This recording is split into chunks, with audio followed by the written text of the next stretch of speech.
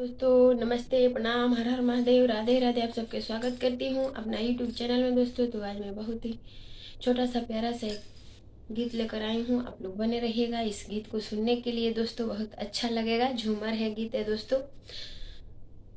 ससु जी से कइले बानी झगड़वा, ननदो लहर लगई है ना। चम चम के लाटी सनिया, अज घर बाल मई है ना।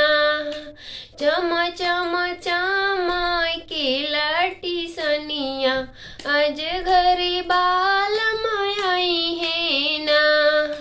ससु जी से कइले बानी झगड़वा, ननदो लहर लगाई है ना।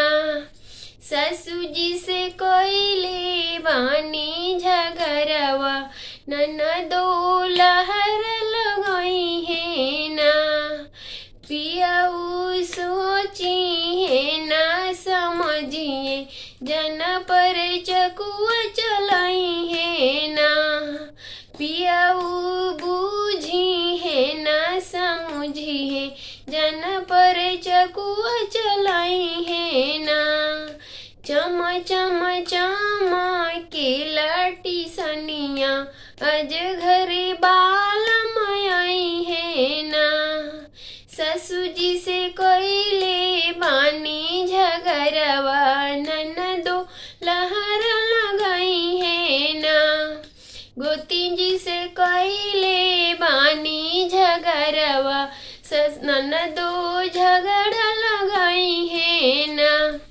पियाऊ सोची है ना समझिए, जन पर चकुआ चलाई है ना।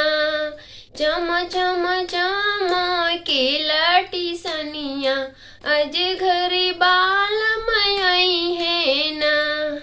तो दोस्तों यही था हमारा छोटा सा प्यारा सा ये झूमर गीत। आप लोगों को कैसा लगा दोस्तों, ज़रूर हमें कमेंट करके बताना। और अच्छा लगा होगा ये गीत दोस्तों तो गीत को लाइक कर देना और साथ में चैनल को सब्सक्राइब कर लेना दोस्तों। तब तक के लिए बाय बाय, प्रणाम।